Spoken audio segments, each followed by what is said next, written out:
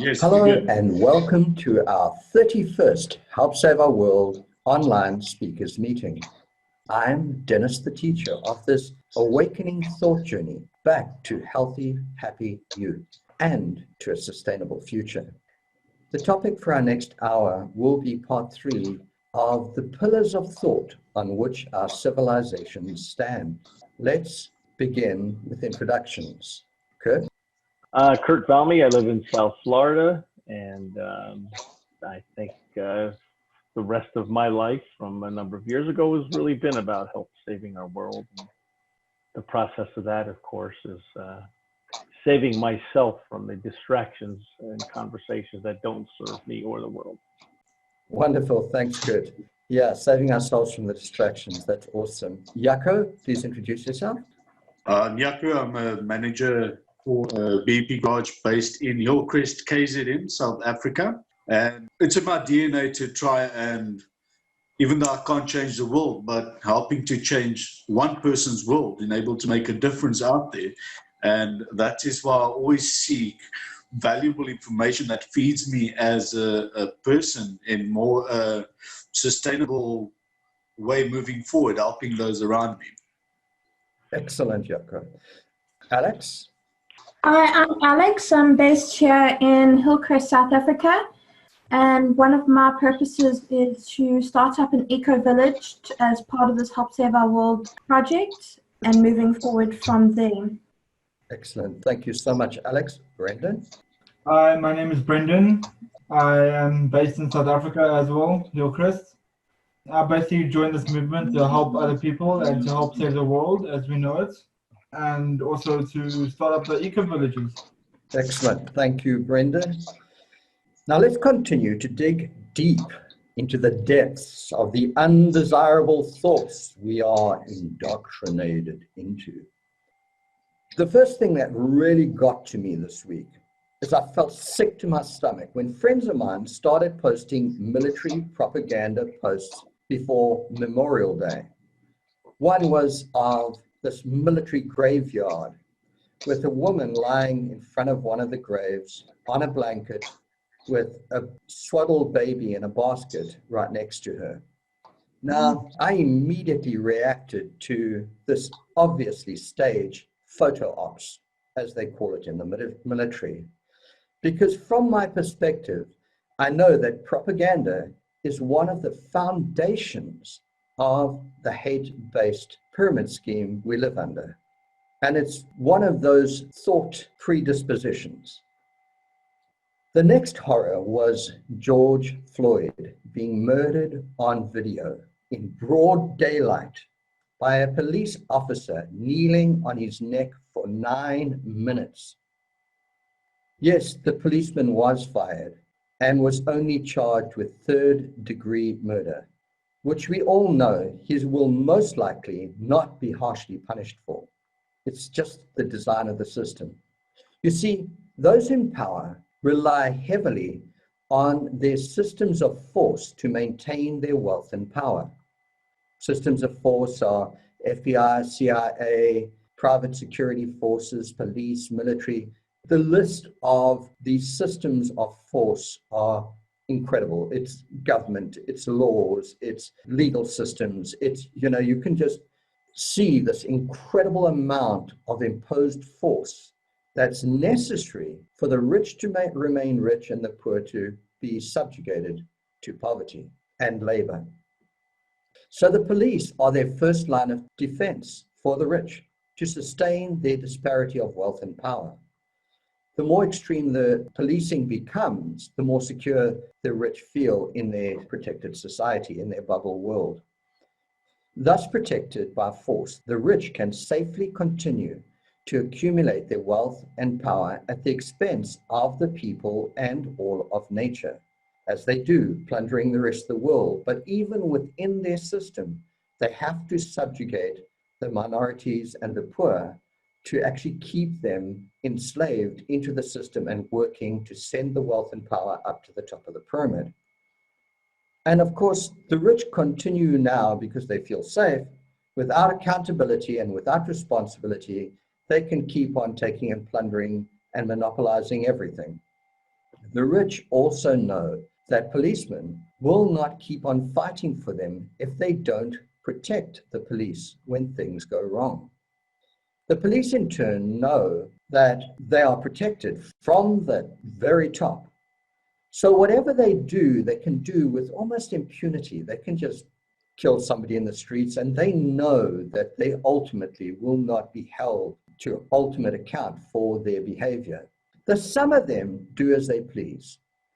Just to clarify, some police actions are not all police actions. There are many who join just to get a job and to feed their families, and many of them don't agree with the violence against their people. Many are forced to decide, feed your family or do what we do as a military force. Some, however, get caught up in the power they have been given and take it too far.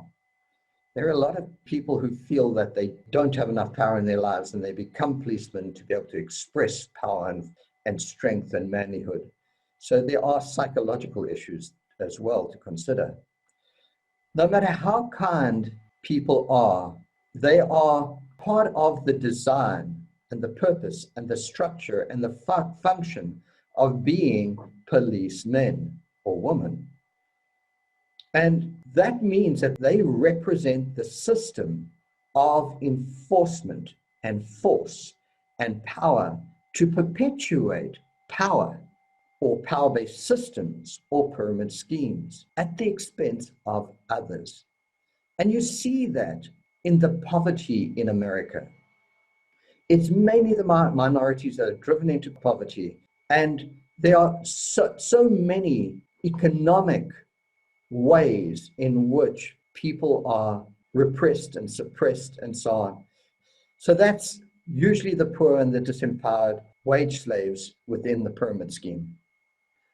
Then, of course, the next thing that happened was because of the incident with George Floyd, the country then burst into widespread protests. A quote from the New York Times: protesters in Milwaukee briefly shut down part of a major highway, according to WTMJ-TV, and demonstrators shouted, "I can't breathe," echoing Mr. Floyd's anguished plea and the words of Eric Gardner, a black man who died in New York City police custody in 2014. So this then burst out into widespread protests around America. So anyone who's paying attention can clearly see that this has become a regular occurrence as police violence escalates, with no moral code of conduct, even beating women up as they please. When I grew up, it was like the most horrific thing to think you raise a hand to a woman. These are not isolated incidents. It has become a police culture of violence. And of course, the violence escalates in America as the militaristic nature of the policing changes, as the disparity of power increases. This is not human nature. These are systemic problems which our children and policemen are indoctrinated into. These are the consequences of the fundamental pillars of thought on which our societies stand. These are the results of design flaws. As I previously said, centralization of power results in imbalances which are maintained through propaganda, force, fear, hatred, intimidation, segregation, and are expressed through bigotry and racism. The problems are our societal values and beliefs and the thought predispositions of the pyramid schemes, the power-based systems, the society, the values and beliefs. What we raise our children to become, they become. What we indoctrinate our police officers to be, they become. What we indoctrinate our military men and women to be, that's what they become. So surely it is what we are doing in terms of education, in terms of indoctrination into these values and beliefs, is where the fundamental problems lie. If we change that, we change our world. The only way to cure humanity from these problems is if we change the system from a fear and hate and imbalance, destruction of relationships and murdering and plundering. If we change that to a love-based world, based on love, balance, and harmony, and life-based systems, in other words, we put all our energy into growing a wonderful ecosystems and eco-villages and growing the future we deserve to live in, then we would live in a totally different world. And this is what we're teaching here. This all only changes when we create equality and a caring, sharing world where we are all working together for a better future. Instead of fighting against one another, there's no need for force and oppression if everyone lives a happy, healthy, and abundant and sustainable life with mutual respect, appreciation, compassion, empathy, in love with ourselves, one another, and our environment, in balance and harmony with it all. Our default settings in that situation would be, instead of how can I hurt you, it would be how can I help you? All right, I'll stop for a second and let everyone talk. Does anyone have any comments? No comments from myself and Alex. Good. Well, I'm just going to speak as a agreement with what you said there, especially with the power-based thought systems that are existent and prevalent in large parts of our society, which I think at the beginning of civilization, we created protection mechanisms. I'll use it, the police of a sort, in order to help keep and help protect, I guess, the society that we're trying to create. And those systems have become monsters of their own. As you know, there's some really heavy support for them, and they've been manipulated just like we're manipulated by the power-based actions imposed on us as well. So, yeah, we have these competing forces, many of them that are totally unnatural. They are products of man and thinking. And I think probably we're created just to help make life more comfortable and keep, I'm going to say, riffraff, whatever that means. Could be snakes wandering into the compound, or it could be marauders coming in to steal. And it's just taken on so much more than that. So you're right, that the fear-based system is just imposed on us, that we're afraid of even living in nature. So I get that until we can change that mindset of people that trust Mother Nature and question things that man has created that does not honor nature. So I'll just go with that, but I kind of agree with, not kind of, I do agree with what you said. Excellent. Jaco? Yes, I listened to what you said.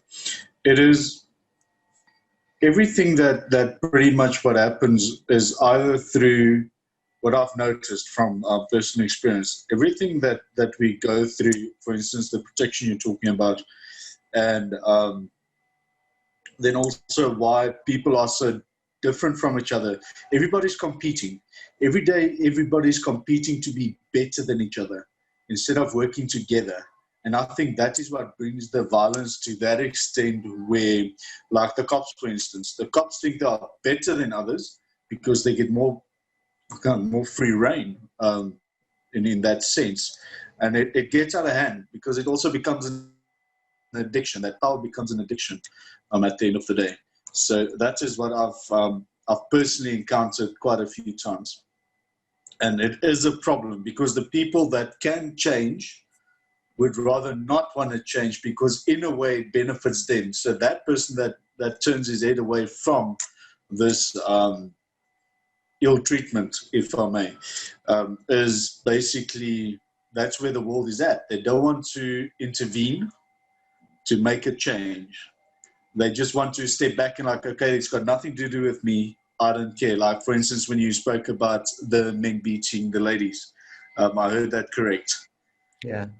That is, personally, that's something that's completely against my religion and my whole been, because I grew up, also to give you that bit of feedback, because I get where you come from with this beating up and so on. I come from a background where I grew up in a very poor home, and I had a dad that was addicted to drugs and all that, even though he was a very, very good plumber. He had an extremely good business going.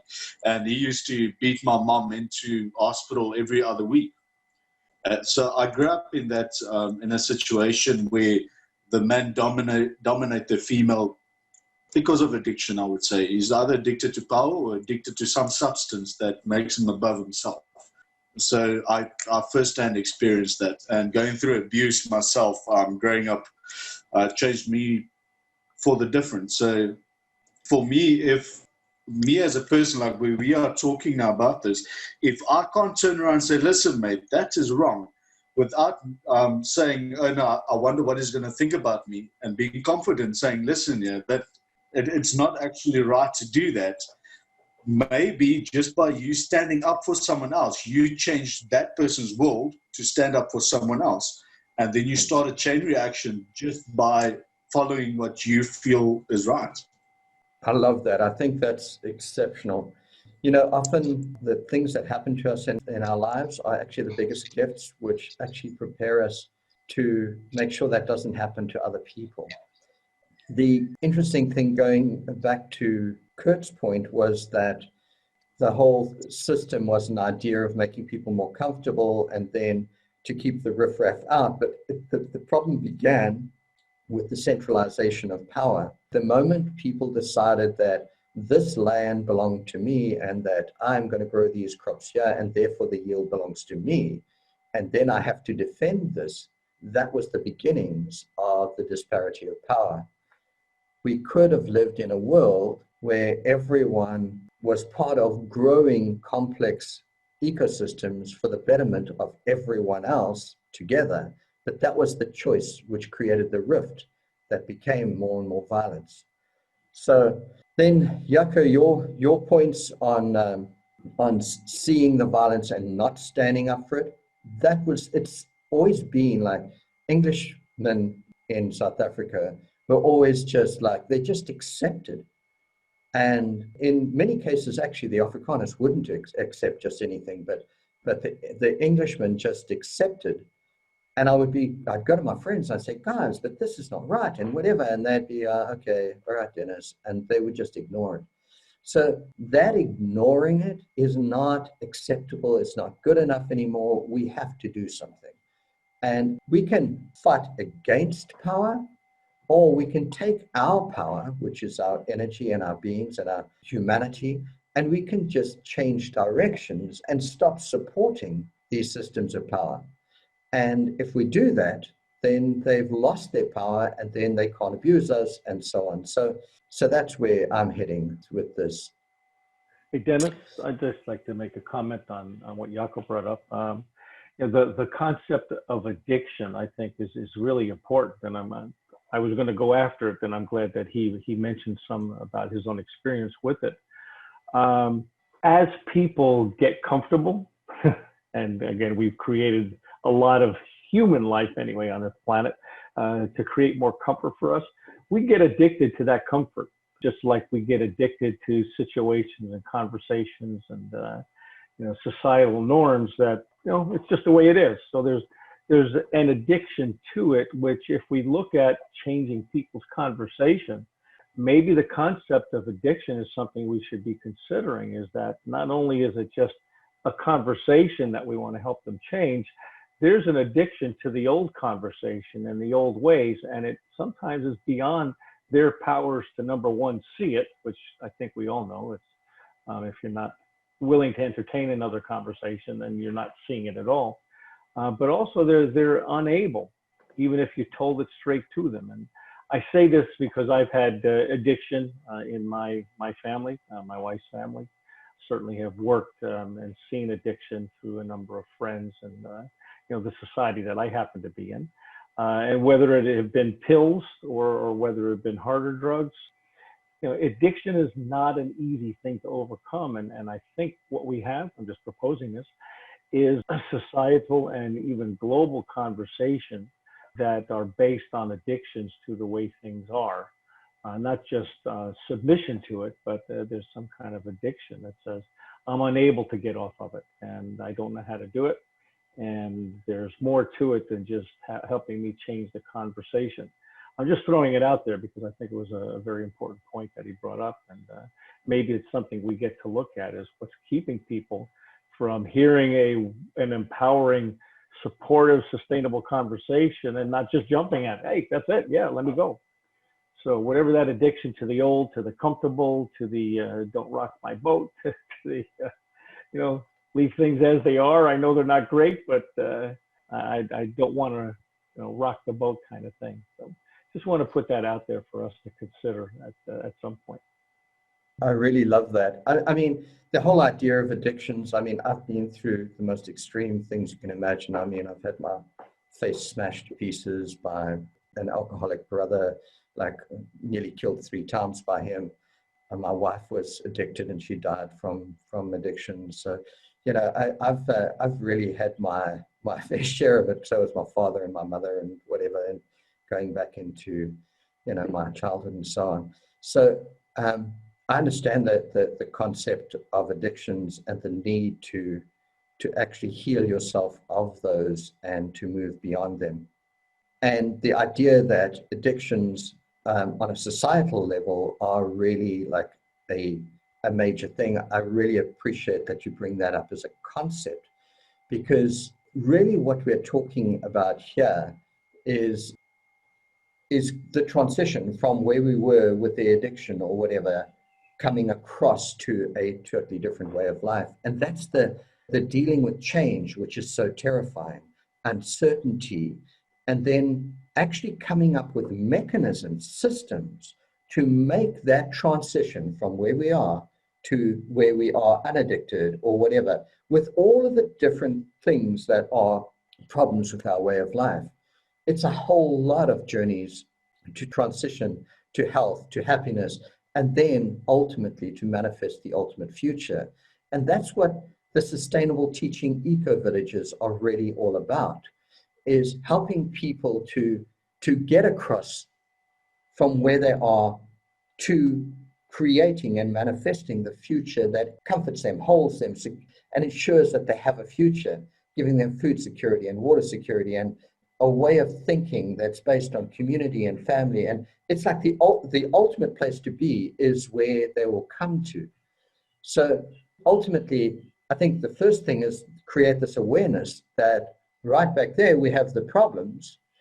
And if we have a love-based system and we live over here, we have a future. But it's a transition to get you, and it's all of those things we have to deal with.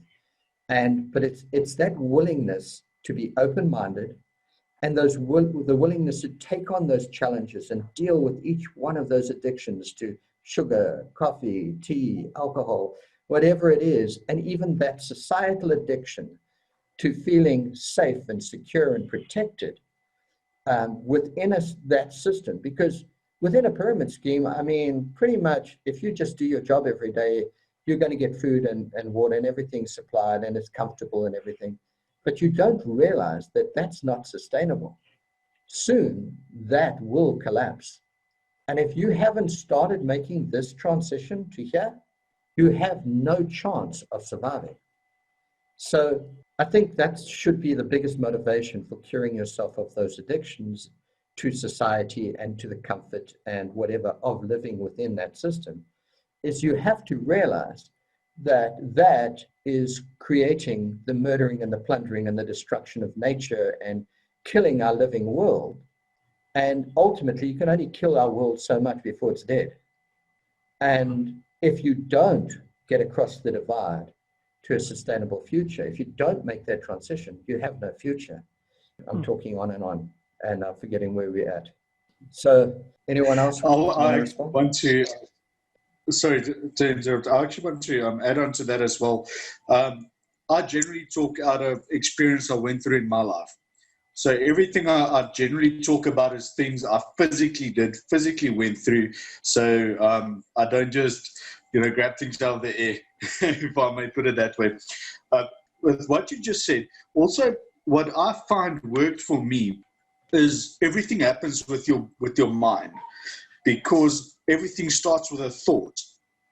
So if you train your mind to think differently, your actions becomes different. So if you train your mind to be more positive, and that's what I'm working on personally. I do a lot of self-motivation. I'm not a heavy religious person because I believe that, and I practice this. This is my everyday practice. I don't have to go to a church to show that I'm a Christian or whatever religion I believe in.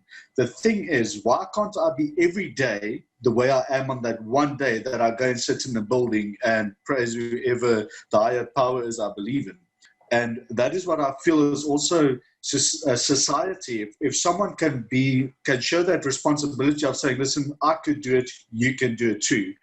And I think that's where you train your thoughts to be different from just turning your back on the negativity and facing it and say, listen, yeah, that is wrong. Let's do it differently. Why don't you just try a small, just change your mind.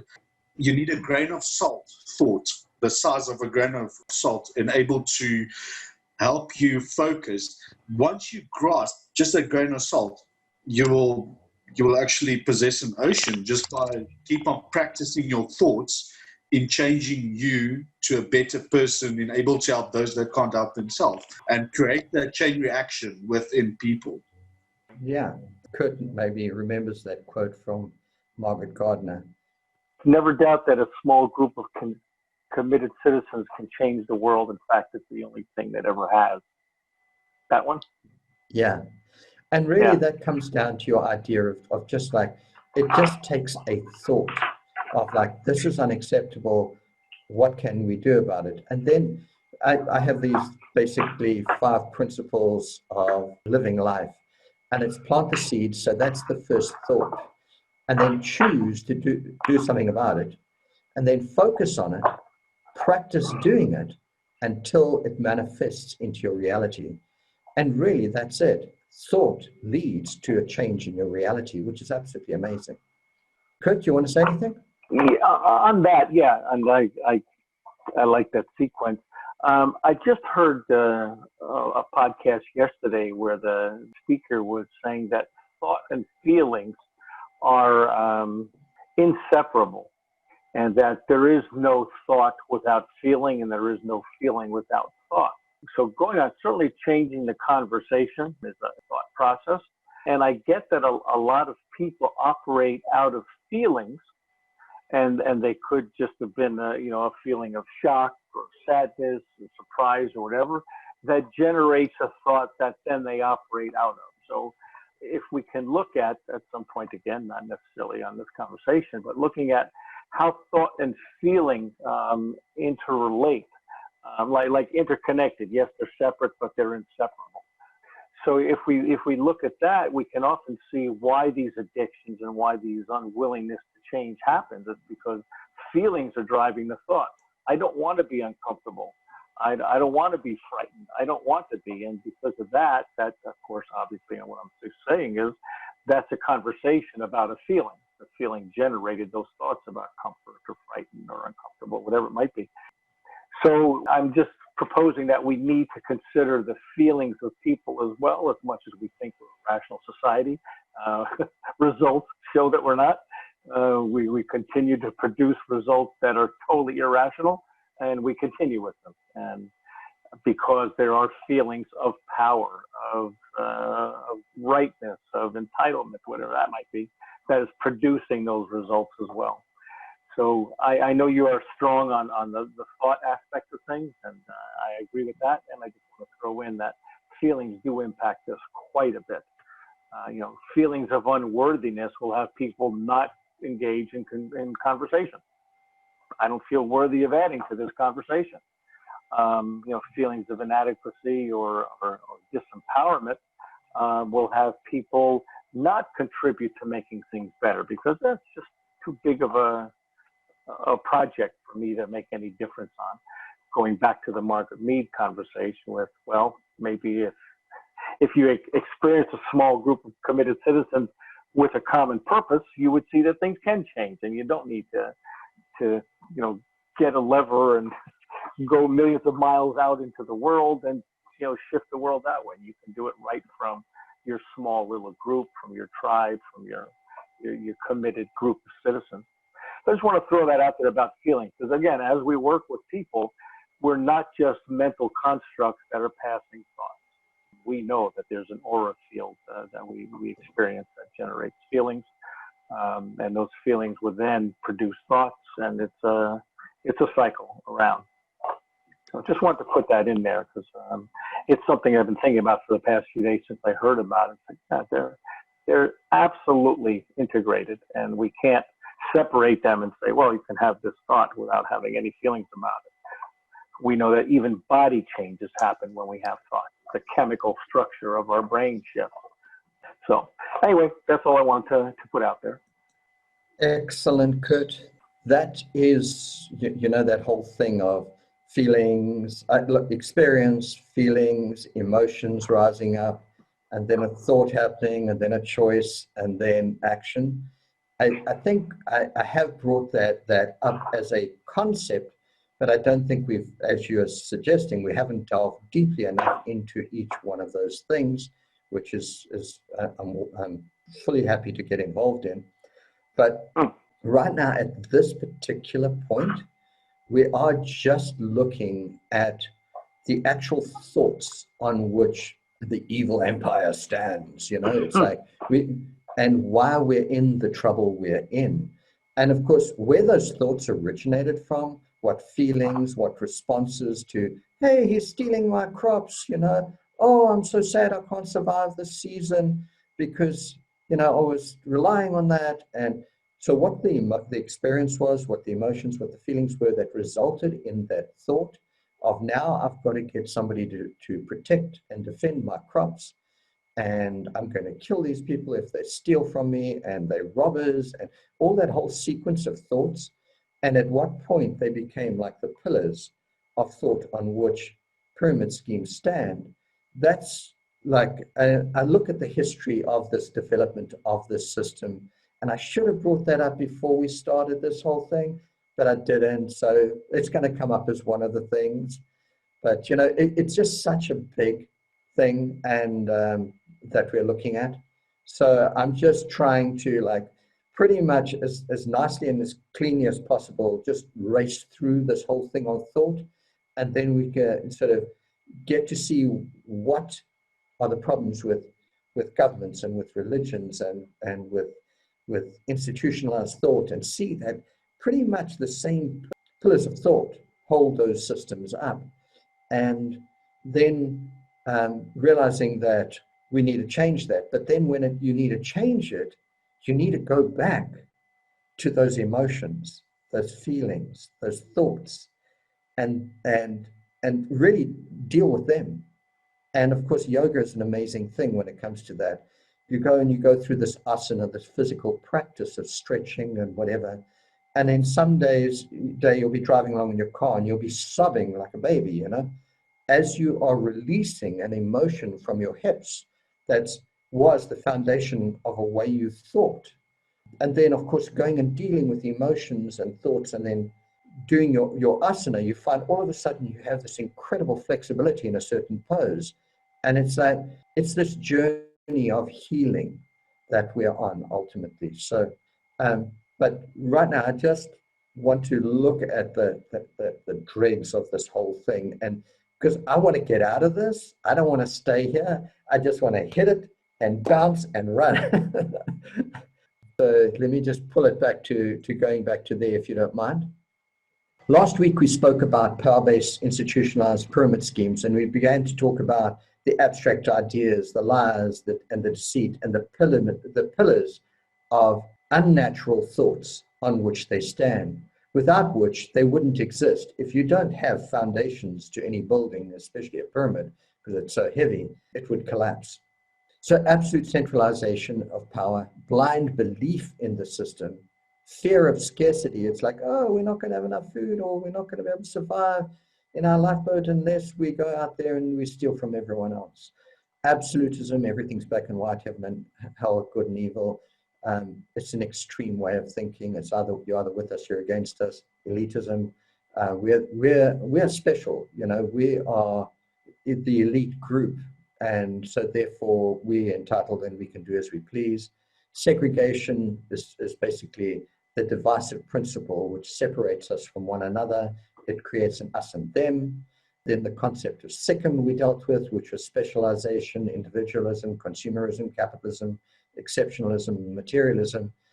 And these are all systems created to separate us from one another and divide and to control us. Then, of course, there were a whole lot of other things that we dealt with. But the next thing I come up with is they use hate to separate people using derogatory terms to label the others, to dehumanize and to humiliate them, of course. They do this for many reasons, for the sake of power and control. And most importantly, those in power know that divided, we are easily controlled. So they constantly turn us against one another. So we are not looking up at them.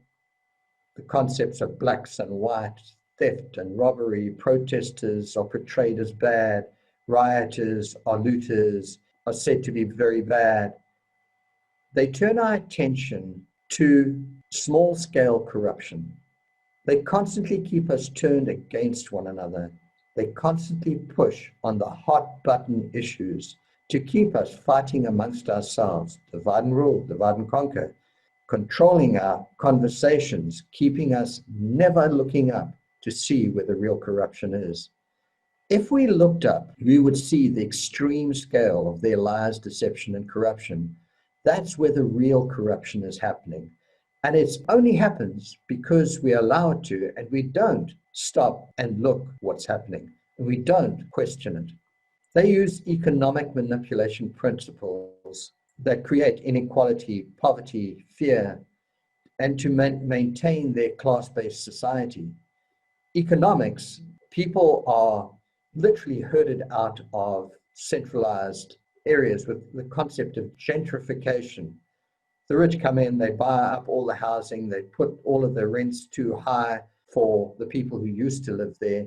And of course, they have to migrate further and further out of the cities, creating ghettos and places of less economic activity. And of course, in that way, they've herded the people out of the center of the city. These systems are used to drive poor people and working classes into ghettos and wage slavery. Starving people will do just about anything to survive. Then, when they react in some way, they're abused by police and incarcerated by corrupt legal and prison systems. And the incarceration rate in America, which is a whole section I'm going to deal with, is the highest of any country in the world. And we have a relatively small population compared to most of those countries. And this is a systemic problem, which is the same system which has a problem which is trying to sustain itself against the natural flow of life. The problem with a monetary and labor-based dependent society, I say dependent society because people depend upon it to survive, and it is based on money, and it is based on wage slavery, is that anyone that cannot keep up or falls by the wayside is not cared for. I know this. I was in America, and when I could not, or did not have a job, I ended up living in my car and was intimately connected with the abuses from police and living basically in very close contact with the homeless people. And also, when I was protesting in previous years, I was communicating every day with homeless people. So I have an intimate knowledge of the people who are marginalized, and not every one of them is a druggie or is insane or whatever they are described as by media and police. The problem with a monetary and labor-based dependent society is that everyone that cannot keep up falls by the wayside, is not cared for.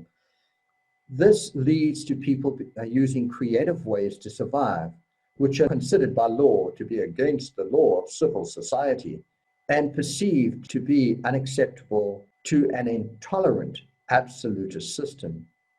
Unfortunately, a violent, murdering, unjust, unfair system cannot be maintained by hate, force, and violence forever. It will fall when people just say enough. And that's what we're seeing in the streets right now. Last week, I also highlighted the use of segregation by everyday people in everyday life. Us and them, segregation, separation, also results in bigotry behavior and racism. I went to the online dictionary. Bigotry is intolerance towards those who hold different opinions from oneself. In quotation marks, it had the difficulties of combating prejudice and bigotry. We should realize now that bigotry can only be solved by changing the perspective of the world and the way we think and live our lives. Just similar words to bigotry, which you often hear in the media: prejudice, bias, partiality, partisanship, sectarianism, discrimination, unfairness, injustice, intolerance, narrow-mindedness, fanaticism, dogmatism, racism, radicalism, sexism, heterosexism, homophobia, chauvinism. It just reminds me of Bill Mollison's concept that the problems of the world can be solved in a garden. It's basically, if you, instead of hating and being in opposition to other people, if we all lived in the flow of life and all lived in love, balance, and harmony with one another, all perpetuating life basically in nature, then we would not need things like bigotry. Bigotry would just disappear. So then the dictionary definition of racism: prejudice, discrimination, or antagonism directed against someone of a different race based on the belief that one's own race is superior. Then in quotation marks, it says, a program to combat racism. It has to be obvious by now that having just another program, that's just trying to deal with the symptoms, and it's not dealing with the cause. And it's only by dealing with the cause that we will change that forever. Racism is only healed with equality, mutual respect, appreciation. It's only possible if we change our way of thinking about ourselves and all life in our world. Racism is similar to radical discrimination, racialism, racial prejudice, bigotry, xenophobia, chauvinism, bias, intolerance, apartheid. The belief that all members of each race possesses characteristics, abilities, or qualities specific to that race, especially so as to distinguish it as superior or inferior to another race or races. There have been so many derogatory terms used to label others throughout history: kooks, kafirs, niggers, pagans, heretics, heathens, Indians, terrorists, first world, third world. These and many more. Wikipedia actually has an exhaustive list of them, and I've got a link that I can share with you if you want to have a look at them. It's insane. These slurs create an us and them, devalue and dehumanize swaths of people, creating a lack of mutual respect, appreciation, consideration, compassion, and empathy. This is done so that the inner circle feels justified in abusing, enslaving, killing, destroying, and plundering the others. Where in reality, we are all of the same family of life on this planet. We are all one life force. We breathe the same air. We drink the same water. We are of the energy of this reality. So in harming others, we harm ourselves. The above negative human traits and behaviors are synonymous with the pyramid scheme's thought predispositions on which they stand. They and many more are what our children have been indoctrinated to believe for the sake of centralization of power. Change those pillars of institutionalized thought, our fundamental thoughts, our values and beliefs, and our way of life, and all of this hate speak disappears. Can't you see the system of centralized power is sick to the core? change the way we raise our children and we change our world. All right, so it's open to the floor again. Next, I will be talking about my experiences in apartheid South Africa. Dennis, I'm seeing time at 11, so I'm going to have to leave in just Okay. a minute or so. And again, I'm aligned with what you're proposing there. Absolutely. We need to change the thoughts that will then change the actions that follow. I really appreciate that, Kurt. Thank you for coming. I didn't realize we had reached the end of our hour, but that's pretty awesome. Thanks so much. It goes quickly. It does. It does. Yeah. Wow. It was a great one today. I really enjoyed the input from everyone. Thanks, Kurt. Yeah. My pleasure, guys. Good to see you again and hear from you. Thanks, All Kurt. right. See you soon. Go Thank well. you, Kurt. Bye-bye, guys. Cheers. Bye, Brendan. Bye, Alex. I'll see you next week. If I don't see you through the week, I'll see you through the window. Bye.